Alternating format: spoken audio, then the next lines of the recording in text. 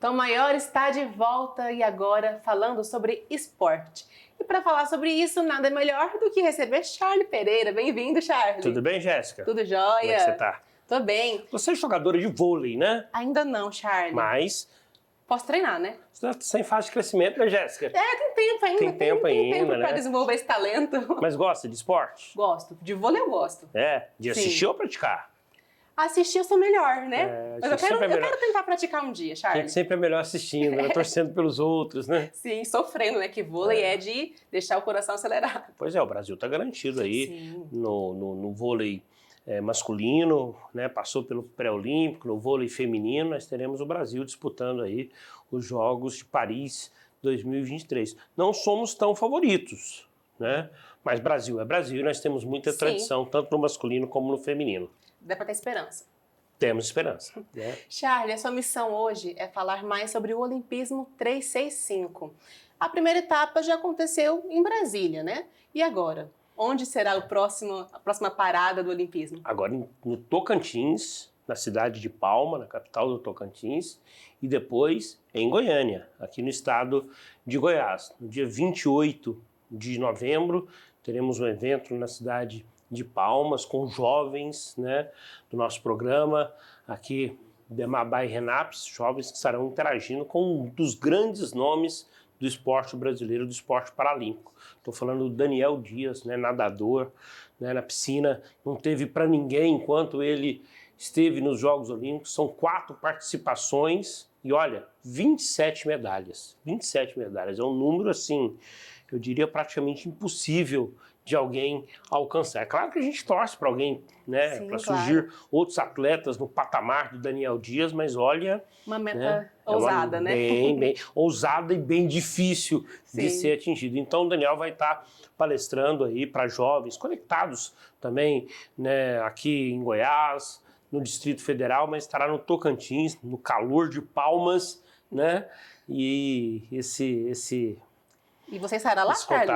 Estarei. Não pode perder, né? Tava no fresquinho do Chile, mas agora tá pronto para Tocantins. Do 8 ao 80, né? Com certeza. Do frio, da temperatura amena lá de Santiago, no Chile, pro calor, né? Sempre tão constante na cidade de Palmas. Então vai ser uma palestra legal, né? Acho que o Daniel ele tem muito a dizer em relação à sua história de vida, o quanto que os valores olímpicos, né, o respeito, a igualdade, a compreensão mútua, a superação, o fair play, foram importantes na vida dele como um todo e principalmente na prática esportiva, onde ele foi e é um dos grandes nomes da história do esporte. Charlie, esse projeto vai durar 1 ano, ou seja, tem muita coisa pela frente ainda. Eu diria até que vai durar mais. Ah, é? Eu acho que a primeira etapa é 1 ano.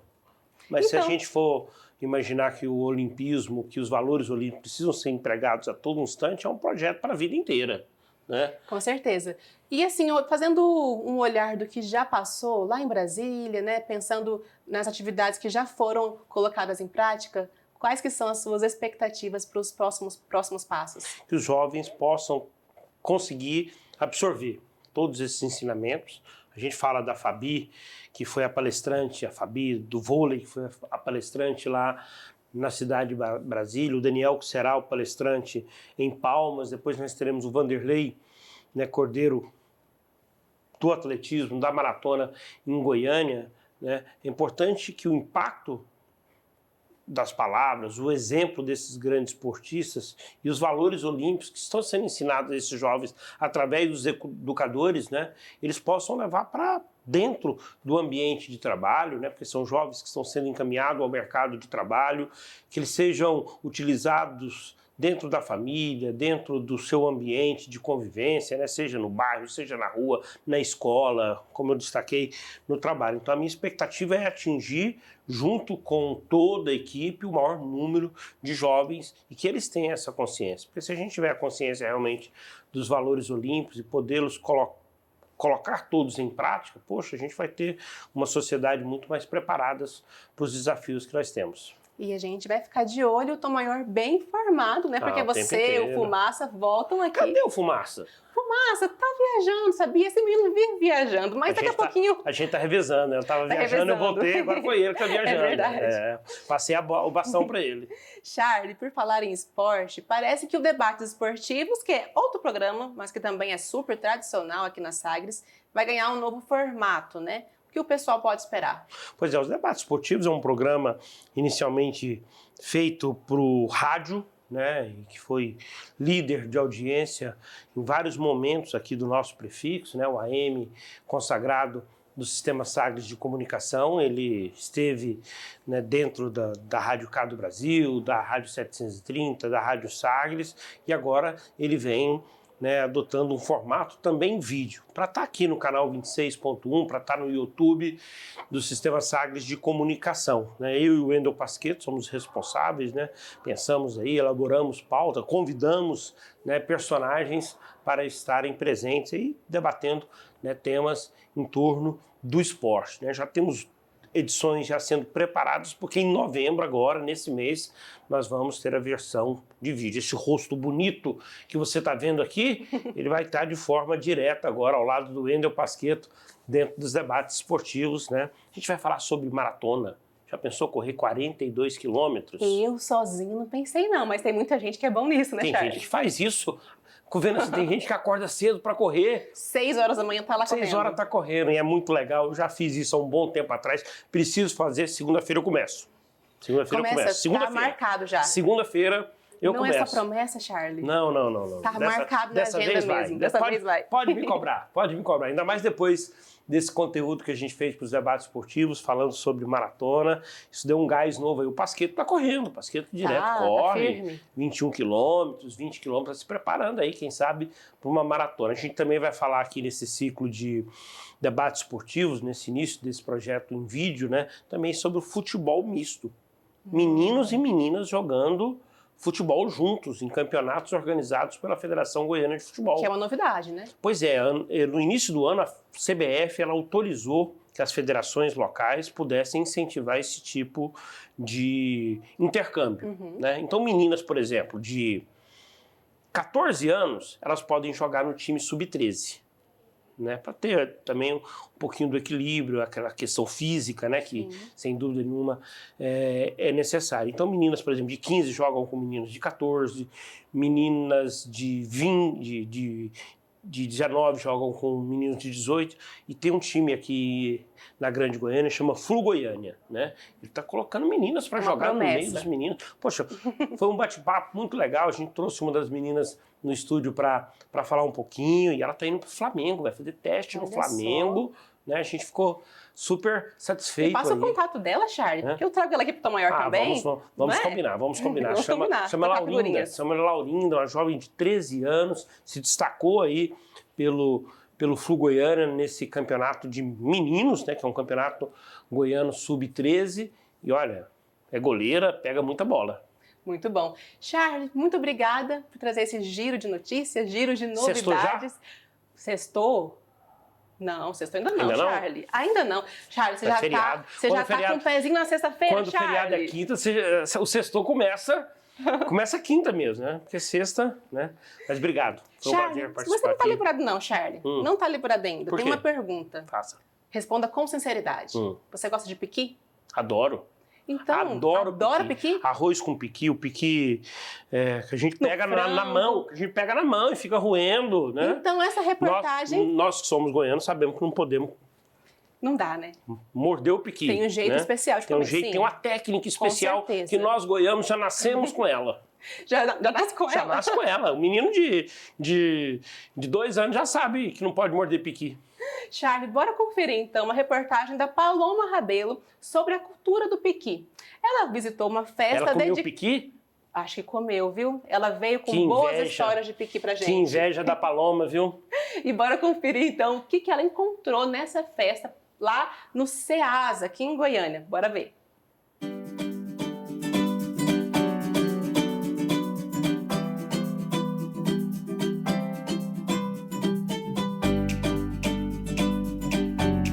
Quando o assunto é cultura goiana, o piqui é sempre lembrado.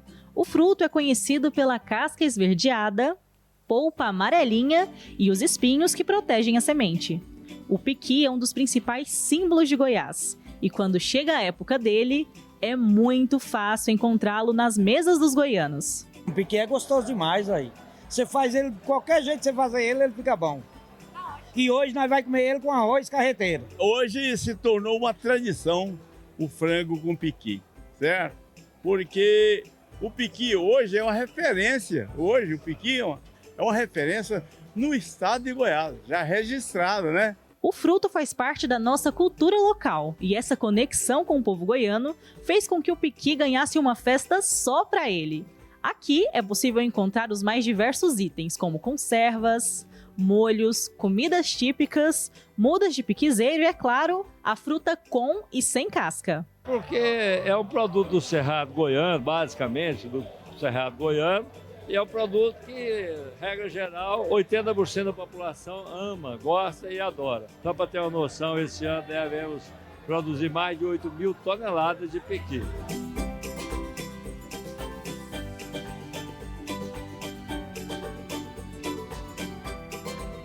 Há quem ama e também aquelas pessoas que não gostam tanto assim.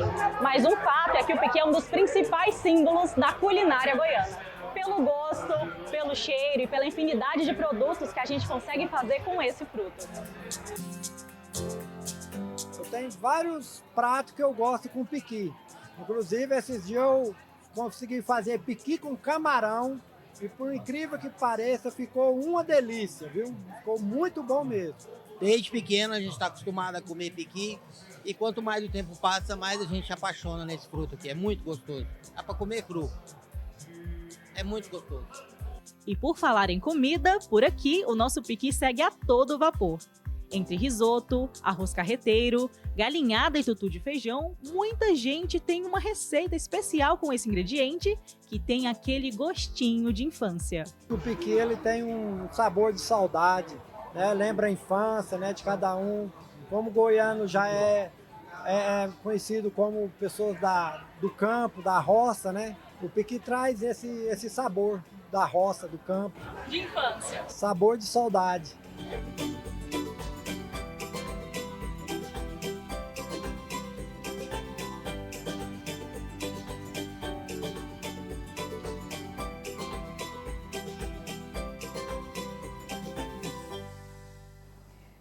E aí, Charlie, piqui também te lembra boas memórias de infância? O que nós vamos fazer hoje depois do programa? Será que não tem um restaurante que tem um Deu piqui vontade, hoje? né, Charlie? Não, né? Deu vontade. Nossa, arroz com piqui, camarão com piqui, essa Isso eu achei diferente. Eu achei Pamonha diferente. com piqui. Eu achei diferente e vou me aventurar, sabe? A pegar assim dois produtos bem diferentes. O camarão com o piqui, o camarão vem do mar, o piqui aqui mesmo do Cerrado, é uma mistura interessante. Mas olha, eu brinquei no início que o goiano ele nasce já sabendo comer piqui, mas teve um dos personagens da matéria que destacou que é algo de infância mesmo, né? Os nossos pais, nossos avós, eles nos ensinam a comer o piqui, né? Toda a técnica, né? Para não se machucar. Então, desde pequeno, a gente vai adquirindo esse hábito. E como destacou a matéria, cerca de 80% das pessoas que são aqui da nossa região comem e gostam do piqui. Só de ver a matéria, dá pra sentir aquele cheirinho de piqui, não é? Aquele cheirinho de piqui e aquela lembrança mesmo de infância. Eu também tenho várias memórias boas de vó, tia, fazendo aquela panelada de frango com piqui. Então, muito legal essa reportagem que mostra que goiano, cultura de piqui faz parte mesmo do nosso dia a dia. Charlie, muito obrigada. Hoje falamos sobre olimpismo, debates e para fechar com chave de ouro, piqui. Olimpismo, debate, piqui. Quem imaginou que ia ter essa mistura numa panela só, hein? Ninguém imaginou, mas ficou bom, né, Charlie? Se tem piqui com camarão, por que não pode ter piqui com olimpismo? Exatamente, é piqui com vôlei. É, nova modalidade. Charlie, muito obrigada e volte sempre. Abraço, Jéssica. Abraço para todo mundo aí que nos acompanha aqui no Tom Maior. Gente, depois dessa reportagem cheirosa, agora vamos falar sobre emoções. Sem dúvidas, muita gente tem dificuldade em lidar com elas. Uns mais, outros menos, mas tem um conceito que ajuda a lidar com elas de uma forma mais saudável, mais equilibrada. Estou falando da inteligência emocional. E agora vamos conferir uma reportagem exatamente sobre esse tema. Bora ver. Olhos fechados. Concentração total. Os alunos separam tempo para meditar, praticar exercícios de respiração e entender o que estão sentindo.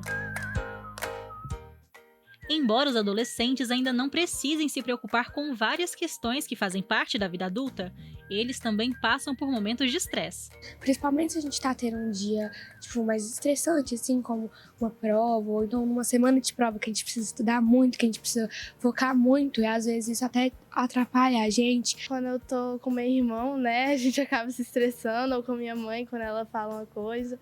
E eu tô, às vezes não é nem culpa deles, eu tô por conta de outros motivos, o calor do momento, eu acabo e solto tudo, né.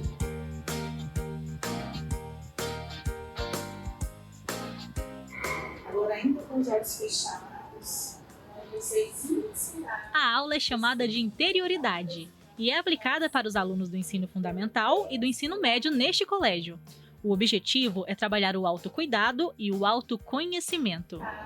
Vocês vão levar esses braços para... São aulas muito diversas, né? A gente faz muita coisa. Tem turmas que a gente consegue avançar um pouquinho no quesito de meditação e respiração guiada, né? Tem grupos que não funcionam assim, que preferem aulas mais dinâmicas, né? Então, existem perfis de aulas diferentes. Mas, de um modo geral, todas as aulas a gente traz a reflexão sobre o sentimento, né? O que você está sentindo naquele momento, para conseguir compreender, né? E o corpo fala o tempo inteiro. Então, às vezes, tem algumas atividades que tem alunos que até ficam um pouco desconfortáveis, né? É por conta disso mesmo, porque é difícil, às vezes, a gente acessar esse ponto da emoção. Eu gosto muito das aulas de interioridade, porque elas ajudam a gente a entender nossos sentimentos e como controlar eles quando a gente está muito nervoso. E ensina umas respirações para quando a gente está nervoso, em momentos de prova, coisas do tipo, que ajuda a gente bastante. Eu sinto que me faz desenvolver muito, tanto emocionalmente, tanto com a minha inteligência corporal. E fora da escola mesmo, eu percebo que eu utilizo muito.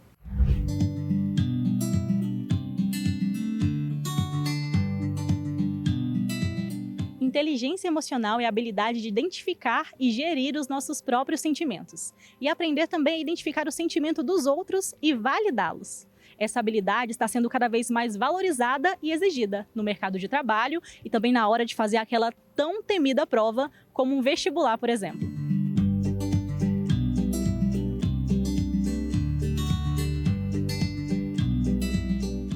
É uma fase da gente onde a gente está tendo um determinado aprendizado, né? Saindo da escola, entrando de faculdade, emprego, família, aí relacionamento, amizade. É tanta coisa que a nossa cabeça, né, vira um bilhão de coisas, uma coisa muito, né? Eu acho que é extremamente necessário a gente ter um acompanhamento, uma ajuda, né? Alguém para segurar na nossa mão e ir com a gente traçando o caminho, para a gente conseguir chegar num ponto onde a gente fala, cheguei. Para ajudar os jovens aprendizes a conhecerem melhor suas emoções, a RENAPSE conta com o departamento psicossocial. O nosso departamento psicossocial, ele, né, é responsável pelo acompanhamento integral dos nossos jovens, visando aí as questões emocionais, sociais, em que eles estão inseridos.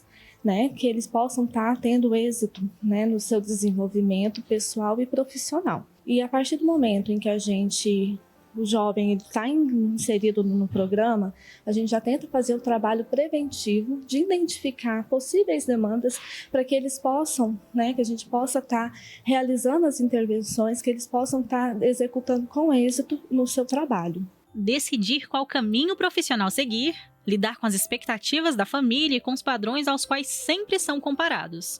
Podem ser questões complicadas e estressantes nessa fase. Há momentos que eu me isolo, choro, às vezes eu tento conversar, muitas das vezes eu não sou muito bem compreendida, né? Então eu prefiro mesmo me isolar e ficar no meu cantinho e sentir o que eu tenho de sentir, e depois eu, né, revigoro e fico do jeito que tem que ficar. Você vai fazer uma apresentação, falar em público, andar com os amigos, qualquer coisa, vai dos seus sentimentos. Você tem que saber se expressar, não só para uma pessoa, mas para várias. E às vezes esses sentimentos podem te prender, né? Na escola, no trabalho ou com a família. Seja na infância ou na fase adulta, em todo o tempo sentimos as emoções. E cada emoção tem um papel importante na nossa vida.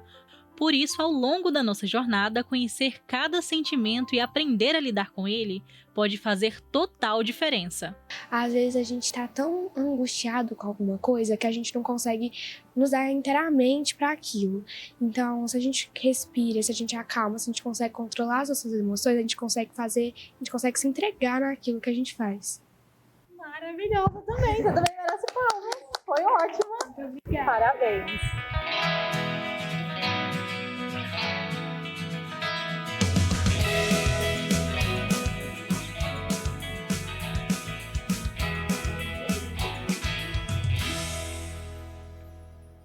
E é nesse clima que a gente encerra o Tom Maior. Mas, lembrando, amanhã estamos de volta, sempre ao vivo, aqui na Sagres TV e também em nosso canal do YouTube. Muito obrigada, gente. Até lá!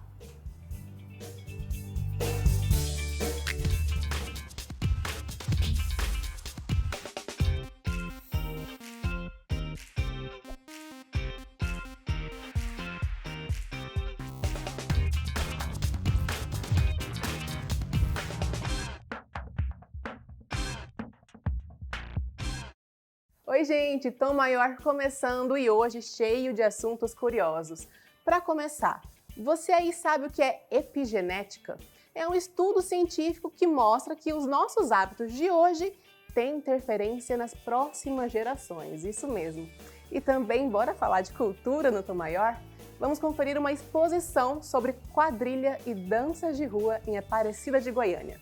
E para começar, uma reportagem deliciosa sobre o Pequi. Tudo isso no Tom Maior que está começando agora. Vem com a gente!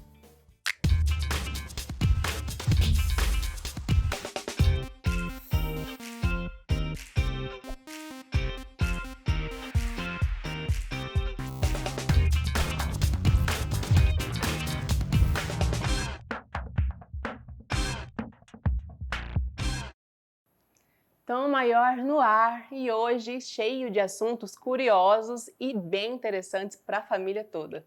E antes, já quero começar fazendo a minha autodescrição. Eu sou Jéssica Lima, tenho a pele clara, os cabelos cacheados, estão soltos hoje, estou usando uma camisa amarela de mangas curtas e calça preta. E lembrando, estamos ao vivo pelo nosso canal do YouTube, Sistema Sagres, e de olho nos seus comentários lá em nosso Instagram, no @sistemasagres_. E a gente já começa o programa de hoje falando sobre um assunto bem curioso. Você já parou para pensar que os hábitos e escolhas dos seus avós, dos seus pais, influenciam e muito na sua vida hoje? E claro, que as suas escolhas também vão influenciar a vida dos seus filhos e netos. Tem um campo científico que estuda exatamente isso, a epigenética, que é o tema do nosso Sem Filtros.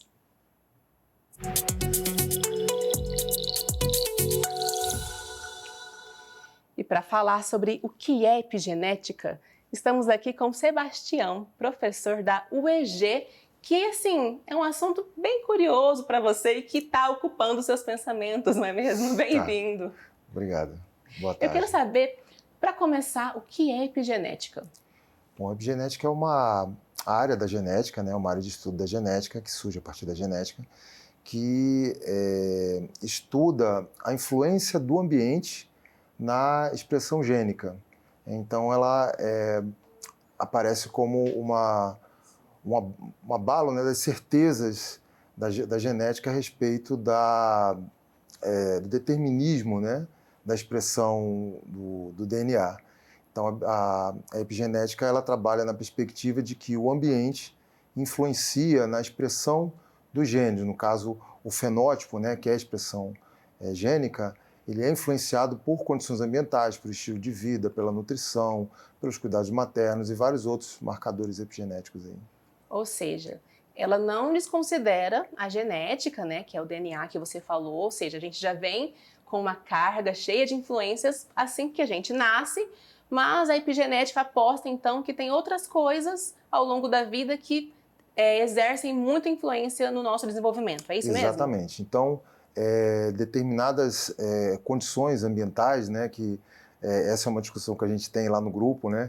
Porque ambientais, já que para as ciências sociais ambientais é a natureza, e para as ciências sociais a natureza ela não tem essa influência. Mas, enfim, utilizando o linguajar, né, da própria biologia, né? Então essas influências ambientais elas podem produzir, né, mecanismos epigenéticos que vão interferir nessa transcrição gênica. Então, a formação, né, a transcrição em proteínas, ela vai ser modulada por esses mecanismos epigenéticos, que são aspectos bioquímicos, né, que são ocorrências bioquímicas, enfim, que ocorrem a nível molecular, que vão, bem dizer, modificar a expressão gênica. E, enfim, vai abalar toda essa certeza que durante anos, né, se defendeu de que o DNA ele é determinante nas nossas características. Professor, quando a gente começa a falar sobre epigenética, não tem como, aparecem vários termos científicos, né? Mas eu queria que a gente explicasse para quem está em casa como que isso pode ser útil, uma vez que você descobre, né? Existe a epigenética. Como que você pode começar a pensar em maneiras que isso vai ser útil para o desenvolvimento dos seus filhos, dos seus netos, né? Ou também, não burlar, mas diminuir um pouco os efeitos que os seus pais ou avós têm sobre você, né? Como que agora que a pessoa sabe que epigenética existe, o que pode ser feito? A discussão em torno da epigenética, ela levanta polêmicas, porque a primeira questão, né, no campo científico que se levanta é com relação à responsabilidade. Então, temos a questão coletiva, na medida em que as características podem ser herdadas, né, para as futuras gerações, mas não só o próprio indivíduo pode sofrer com determinadas condições a que ele foi exposto. Então, a ciência ela precisa ser muito responsável por aquilo que ela passa para a população de modo geral, né? Vim pensando nesses dias sobre um aspecto que a gente estuda em ciências sociais, que é a questão da tradução, né? Como fazer com que a população, enfim, com o público em geral, leigo, né, entenda essa teoria científica, enfim, esses conceitos científicos tão complexos, que seria uma espécie de tradução, né, fazer com que a população, enfim, o indivíduo não cientista, não geneticista, nem entenda essa influência. Então, isso já é também uma responsabilidade, porque eu não posso dizer que o ambiente simplesmente vai determinar, vai interferir em características genéticas, né, na herança genética, mas que existe um papel, sim, do ambiente. Então, hoje ainda se fala bastante sobre os efeitos adversos sobre a saúde, né? No sentido de que traumas, fomes, guerras podem deixar marcas, né, epigenéticas, e fazendo com que determinadas doenças, cânceres, problemas psíquicos, né, transtornos de humor, possam afetar indivíduos, né? Então, é uma condição que ele possivelmente já traga uma herança genética, mas que essas adversidades socioambientais ou ambientais, né, tomando o termo da genética, podem ocasionar. Mas, por outro lado, a gente tem a carência exatamente de entender em que medida o indivíduo pode se precaver ou até pode utilizar esse conceito, essa perspectiva, de forma positiva. Ter um papel ativo, né? Exato, ter um papel ativo nessa questão, né? A gente encontra pouco material sobre isso. Eu, por exemplo, como eu te falei, sou professor de educação física, formado em educação física, apesar de ser doutor em sociologia. Então, eu venho pesquisando o que já existe de resultados sobre, por exemplo, a prática da atividade física como esse modulador epigenético.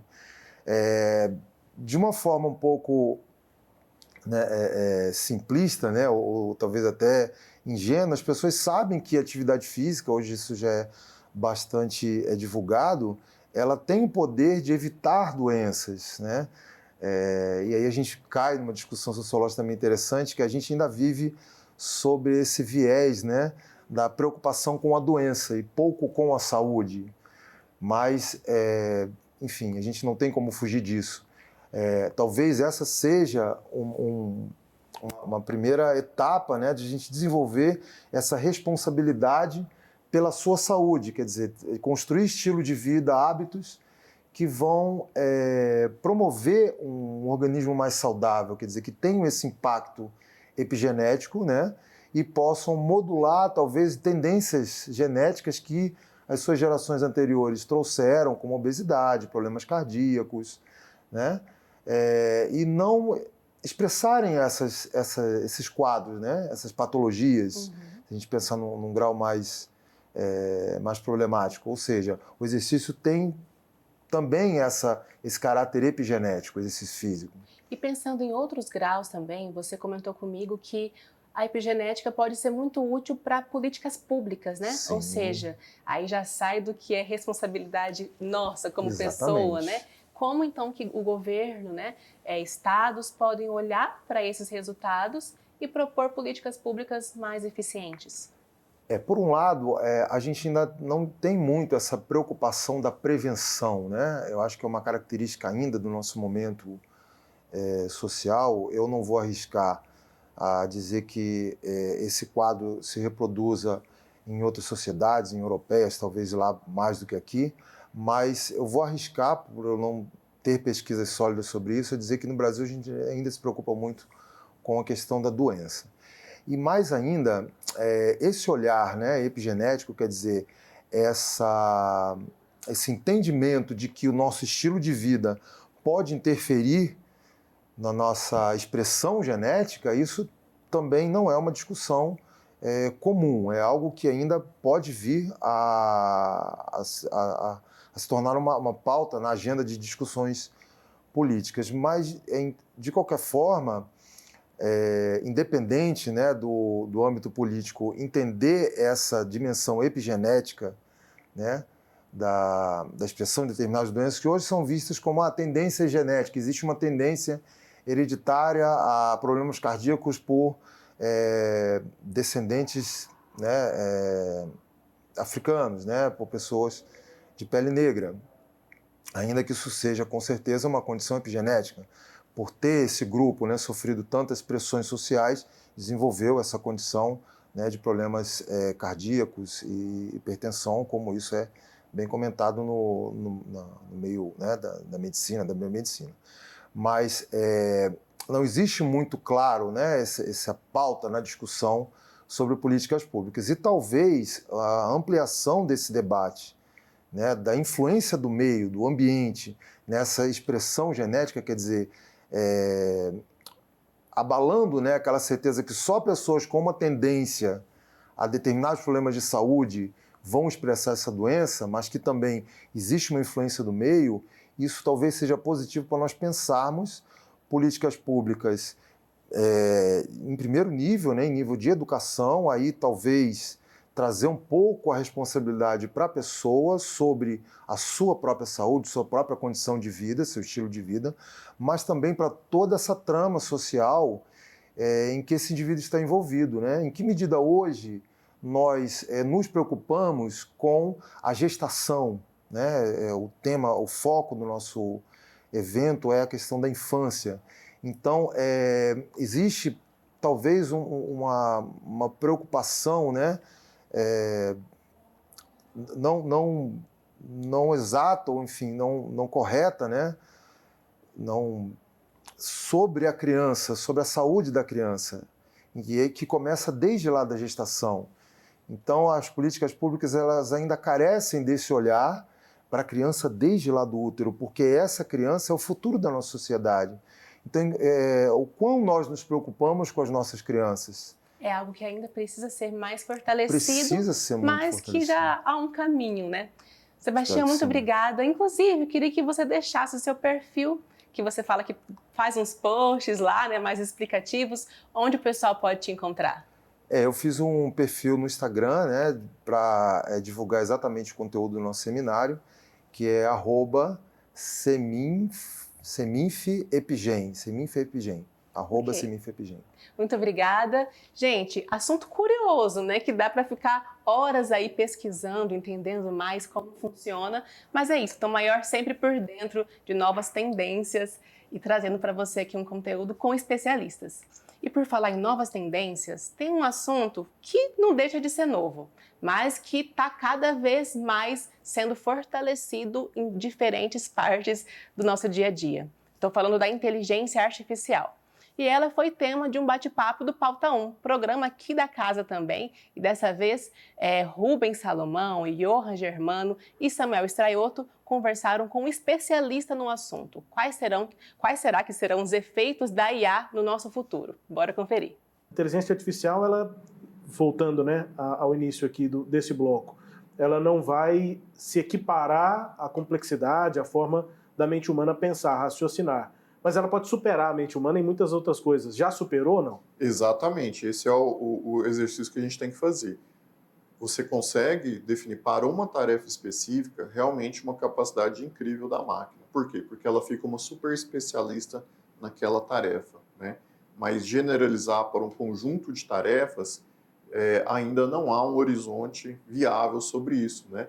E eu gosto muito de alguns autores, até mesmo do campo da filosofia, que diz que assim, o ser humano ele chegou até aqui, né, sendo a raça, entre aspas, predominante, não sendo muito bom em nada, mas sendo mais ou menos em quase tudo, né? A gente não é a espécie que corre melhor, que nada melhor, que ouve melhor, que enxerga, nada disso. A gente é mais ou menos em tudo, né? Mas que dá uma capacidade de generalização para desenvolvimento da vida que é realmente incrível, né? Porque aí você se adapta muito melhor às diferentes complexidades que a vida nos impõe. Talvez o que a gente faça melhor comparado com outras espécies seja exatamente pensar, né? E nos adaptar. Raciocinar, e aí, assim a gente vai se adaptando a essas condições. Mas antes de continuar esse bate-papo aqui, tem uma pergunta da nossa companheira Ananda Leonel. Chega mais, Ananda. Olá, Rubens, Johan e Samuel e a todos que acompanham o Pauta 1, inteligência artificial. Tem um assunto que me interessa bastante e eu tenho uma pergunta para vocês, pois quando se falam de inteligência artificial, eu me lembro de diversas produções audiovisuais, né? Como, por exemplo, A Fantástica Fábrica de Chocolate, de Tim Burton, né? Lançado ali em 2005, em que o pai do menino ali perde o emprego porque ele foi substituído por máquinas. E também temos aí um bom exemplo, a greve dos roteiristas, né? Em que eles fizeram a primeira greve em Hollywood por conta da inteligência artificial, por medo de perder os seus empregos. Então lá vai a minha pergunta, né? Como será o nosso futuro com a inteligência artificial? Vamos ser substituídos? Vamos perder empregos? Daí a minha pergunta e fica o meu grande questionamento para vocês. Direto aqui para o professor, então. Como é que vai ser o nosso futuro prático, né, professor, com a inteligência artificial sendo usada? Perfeito. Isso é uma coisa que suscita para todos nós, né? Inclusive eu. Sempre que as pessoas me perguntam assim, Anderson, a IA vai substituir os empregos, vai substituir o que eu faço?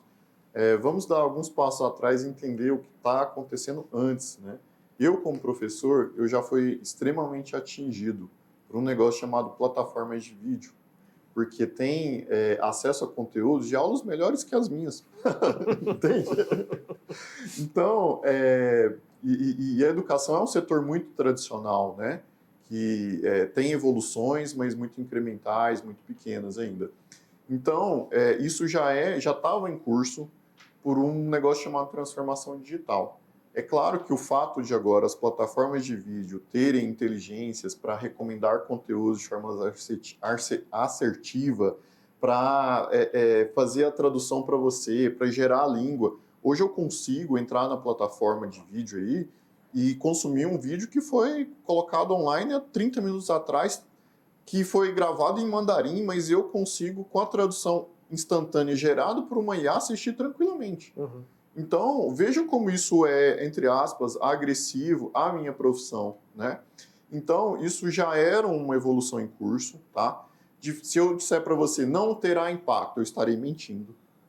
Terá impacto sim, tá? Por quê? Porque você vai fazer coisas de forma mais rápida, mais produtiva, e isso impacta sim. E agora a gente segue falando de notícias boas. Chegou a hora do Cuca Fresca.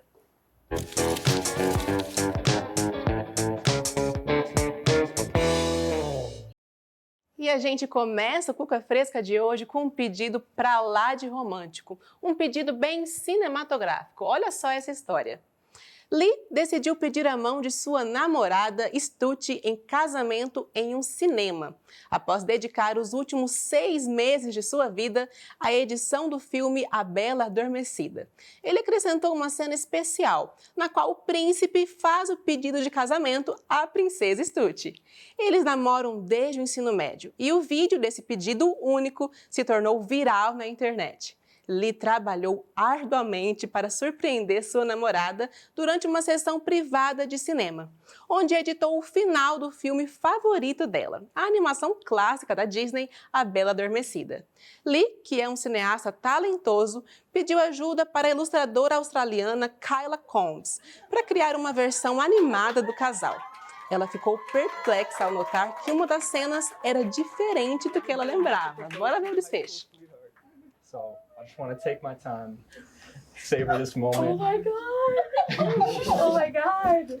Oh my god! Hey, excuse me, do you mind? This is it's kind of a big moment. Oh my god, these poor people. They're all in on it. Oh my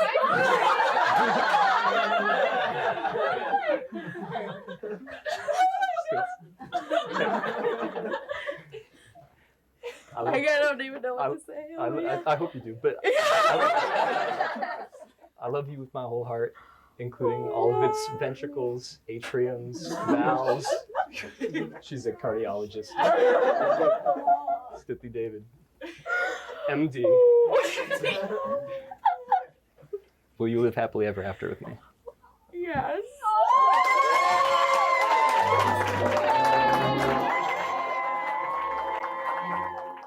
Pra lá de criativo, né? Já fica aí uma inspiração de pedidos de casamento pra lá de diferentes e interessantes. E agora vamos sair dos Estados Unidos e ir para Caldas Novas, interior de Goiás. Se liga nessa notícia. Um jovem que estava desempregado recebeu R$50 mil em sua conta bancária. Milagre? Não, o depósito foi feito por engano, por um idoso que estava comprando um carro. E ao invés de transferir para o vendedor, passou o dinheiro todo para a conta do Gustavo Santana. A princípio, o jovem pensou que se tratava de um golpe ou até mesmo de uma bênção do destino, já que estava desempregado e esse valor poderia ajudar em muito na sua vida. Mas ele fez o que deveria ser feito, encontrou o dono do dinheiro e fez a devolução. Tá aí uma notícia, né, que inspira muita gente e que mostra que ainda existe boas ações espalhadas aí pelo mundo. E, Gustavo, bora torcer para ele arrumar um emprego, né, gente?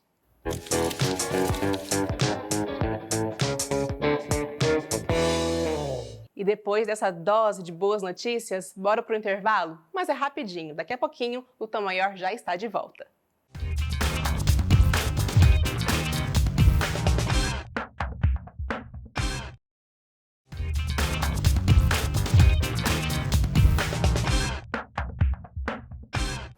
Tom Maior está de volta e lembrando que estamos ao vivo pelo YouTube, Sistema Sagres, e também estamos sempre on no nosso Instagram, no @sistemasagres_.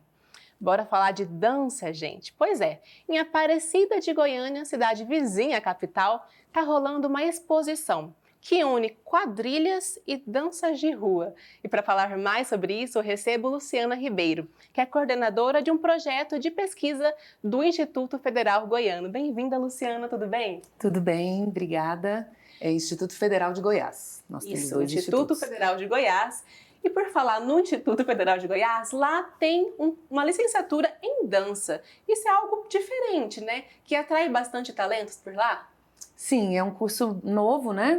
A graduação em dança não é algo tão usual, então a gente sempre fica convidando as pessoas, né? Que há um curso superior, uma licenciatura em dança, que a gente forma professores de dança. E a gente tem muita gente legal por lá. E uma das coisas legais é esse centro de pesquisa, né, que você participa, que agora está mobilizando uma exposição. De onde que vem a ideia em fazer uma exposição voltada para quadrilhas e danças de rua? Então, uma das questões importantes de um curso superior em dança é que ele alimente as pesquisas, né? Torne a dança uma fonte de produção de conhecimento. Então, por isso a gente criou o Trieiro, que é um centro de pesquisa e documentação em dança, E a iniciativa é justamente que a gente possa conhecer um pouquinho das produções dos fazedores de dança de Aparecida de Goiânia. Então, para isso, a gente começou então um projeto de investigação sobre quais são as danças mais significativas no município e na região metropolitana de Goiânia, e a gente chega então às danças de rua e às quadrilhas juninas. E aí vocês descobriram coisas, tesouros guardados, digamos assim? É muito interessante a gente ver como é que as danças de rua, como que as pessoas começaram a produzir, né? Quem foram as primeiras pessoas a trazer, a mobilizar a dança de rua no município de Aparecida. Era muito um trânsito entre Goiânia e Aparecida de Goiânia. É uma dança muito feita na rua e em casas, né? Então, em casas de dança. Os clubes eram muito mobilizados para ser locais onde as pessoas pudessem ir para trocar, né? Para dançar um pouco. E é essa dança que vem da mídia, né? Ela vem da televisão, ela vem do videocassete. Então, ela vem dessa cultura pop. E as pessoas produzem, né? Ao ver isso, se alimentam disso e vão para as casas de dança para dançar e fazer aparecer. Então, foi muito significativo a gente ver as primeiras, né, as pessoas mais relevantes nesse processo, né? A gente tem o Nego Ná e o Lagartixa, que foram dois b-boys, vamos assim dizer, né? Duas pessoas muito significativas que já não estão entre nós, e muitas pessoas, sempre que vão falar das danças de rua, trazem essas duas figuras que mobilizavam muito, né? As pessoas, quando iam dançar ou quando iam nas casas de dança, elas iam inclusive para ver Nego Ná e o b-boy Lagartixa dançar. Realmente faz parte da história e da cultura da cidade, né? Sim, e até hoje, né? A gente tem uma produção bem interessante e forte de danças de rua na cidade de Aparecida. E a quadrilha do mesmo jeito, né? Muito significativo, muito importante, muito potente.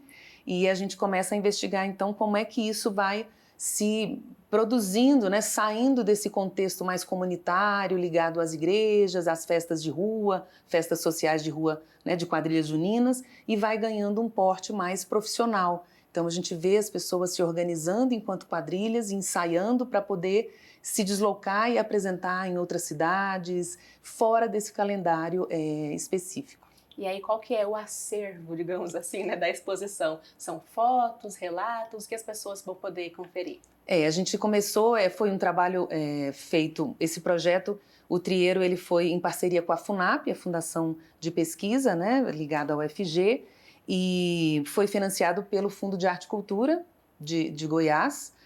E a gente fez um trabalho bem inicial, bastante rápido, mas a gente já chegou, sim, a fotografias desses primeiros acervos, e a gente fez uma entrevista com essas pessoas. Então, a gente tem o depoimento, tem esse testemunho de como é que as coisas funcionavam ali, década de 70, 80, por aí.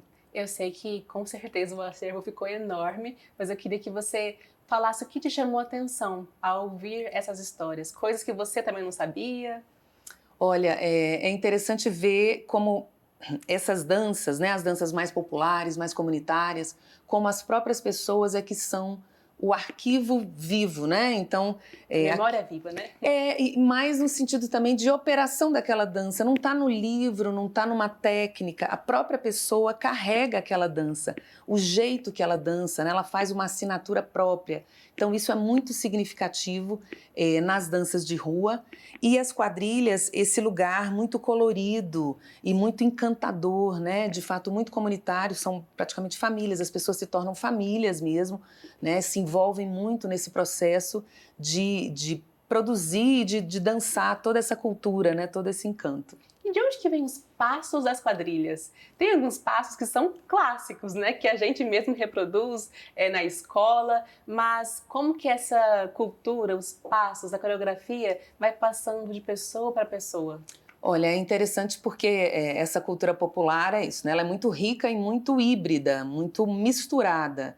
Então, a gente não tem uma origem desses passos, né? A gente tem várias versões de como é que esses passos começam a surgir, muito numa perspectiva de uma relação entre o que acontecia ali nas casas dos fazendeiros e os camponeses, como é que há uma relação entre os bailes, né, mais nobres, vamos assim dizer, e como é que a cultura popular foi com seus fazeres, com as suas celebrações, trazendo e misturando. Então é uma mistura muito entre, né, vários mundos. Então a gente não tem uma origem só.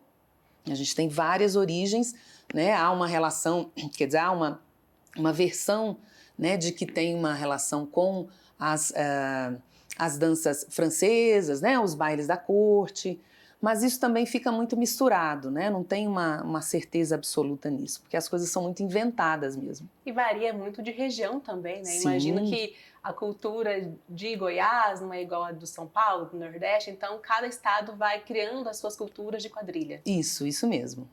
E, então, quem quiser conferir a exposição, quais são os passos? Onde ela está disponível? Então, a gente é uma exposição itinerante, a gente começou ela no Instituto Federal de Goiás, lá no campus Aparecida, ficamos 15 dias, depois a gente foi para a Universidade Federal de Goiás, na licenciatura em dança da UFG, na FFD, e agora a gente está no Aparecida Shopping, até o dia 6 de novembro, quero convidar todo mundo para prestigiar, para conhecer um pouquinho, né, da história da nossa cidade, um pouquinho das nossas danças, de como é que a gente foi construindo isso, né, quem foram essas pessoas, né, muitas ainda junto conosco, né, muito emocionadas de poder estar sendo, né, documentado a sua história. Então fica no Aparecida Shopping, ali na entrada principal, do lado direito da entrada principal, até o dia 6 de novembro.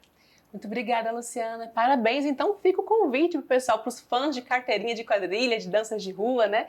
O convite da exposição disponível em Aparecida de Goiânia, certo? É isso mesmo. Obrigada. Gente, por falar em cultura, agora falamos de um tipo um pouco diferente. Sertanejo, a cultura sertaneja. E quando o assunto é sertanejo, não tem como. A gente tem que contar com Raiz Brasileira, o programa do Justino Guedes, conhecido como Companheirão do Brasil e um clássico aqui na programação da Sagres TV. Bora conferir um trechinho, então, do Raiz Brasileira.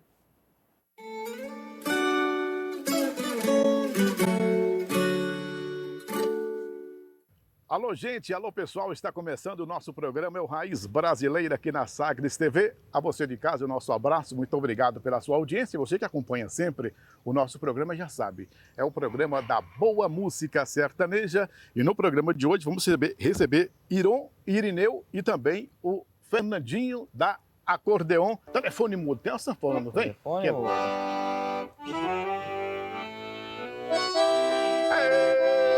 Trem bom, sou.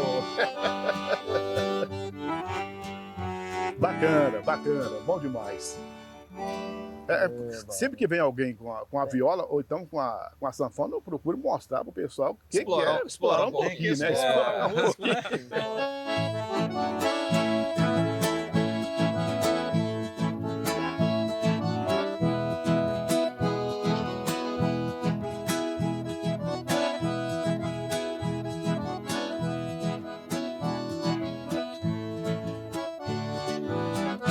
Hoje vou na sua casa, me espera no portão, coração desarrumado, um montão de solidão. Juro que me arrependi, falta você perdoar. Não aguento esta saudade, esse amor vai me matar. Sou um passarinho que voa, querendo voltar pro ninho, na escuridão da noite, bem longe dos seus carinhos. Rapaz, vocês cantam essa moda aí e eu aqui analisando. Geralmente, o cara quando termina ali o relacionamento ali e tal, a primeira coisa que ele gosta de ouvir é uma moda, né? E parece que a moda parece que a moda tá falando sempre a história dele, A né? história do cara, é. E aí ele sempre pede mais uma e mais. E manda voltar a música, repetir aquela música. Agora você né? imagina. Rapaz, ser dono de boteco... É sofrido. Não, é muito sofrido. Viu? Rapaz, tem que pagar pelo pecado de muita gente. Ser dono de boteco, o caboclo chega ali pra tomar um ali, e aí ele vai bebendo, daí a pouco ele né? Começa, põe aquela moda lá, assim, roda a moda, põe aquela moda lá de novo. Aí quem tá do outro lado, às vezes não tá afim de ouvir aquela música de novo ali, tá? E o caboclo quer estar mamado, né? É uma situação difícil, hein, rapaz? Mas é complicado. E agora o caboclo que escreveu isso aqui, né, com certeza... Passou por isso já, capaz, né? Se ele não passou... Conheceu alguém que passou. Alguém contou pra ele. Conheceu alguém que passou por isso. Alguém contou a história direitinho pra ele. Muito sofrimento pra um cara só, não é? É muito sofrimento pra um só. Meu grande amor, me ouça agora, são palavras lindas que vêm do fundo do meu coração. Um dia seremos felizes, o amor verdadeiro vence a solidão. Alguém que vive do seu lado não pode saber do nosso segredo. Te abraçar é tudo que eu quero, naquele mesmo lugar te espero. Agora desligo, meu amor, meu beijo. Raiz brasileira no tom maior é sempre uma boa pedida, né? E olha só, se você quiser conferir o programa completo, é só correr lá no nosso canal do YouTube, Sistema Sagres. E claro, aproveita também para seguir a gente no Instagram, no @SistemaSagres_. E agora que tá um giro de notícias lá no portal Sagres Online. Chegou a hora daquele momento que você fica atualizado com as últimas notícias lá do nosso portal. Bora conferir mais um Boletim Sagres.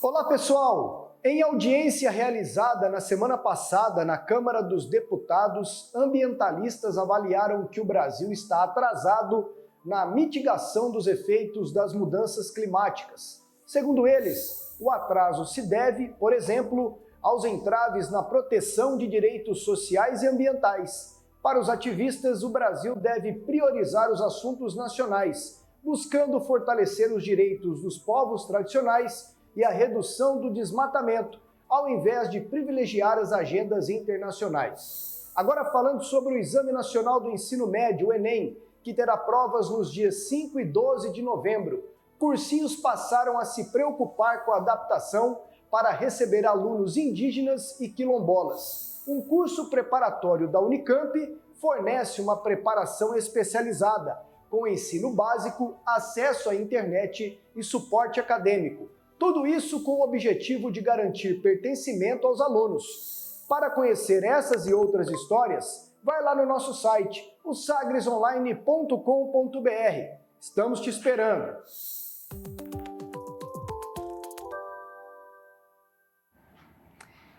E ainda no nosso site, portal Sagres Online, bora falar sobre o clima. Olha só essa notícia. As altas temperaturas em Goiás devem continuar em novembro, pelo menos até o fim da primavera, até o fim da primeira quinzena do mês. De acordo com o Instituto Nacional de Meteorologia em Goiás, as chuvas irão contribuir para a redução nos termômetros. Notícia boa, né? Além disso, a atuação do fenômeno El Niño e o aquecimento das águas do Oceano Atlântico também contribuíram para a onda de calor e a má distribuição das chuvas em Goiás durante o mês de outubro. De acordo com o IMET, em grande parte do Brasil Central, o retorno gradual das chuvas será importante para a recuperação do armazenamento de água no solo, especialmente em áreas do norte de Mato Grosso e de Goiás, bem como para o início da safra de grãos. Já em áreas de Mato Grosso do Sul, São Paulo e sul de Minas Gerais e de Goiás, a umidade do solo será suficiente para atender as fases iniciais da safra 2023 e 2024. Notícia de clima sobre temperaturas aqui no Tom Maior também. E bora para o intervalo? Mas é bem rapidinho, não sai daí não, porque já já o Tom Maior está de volta.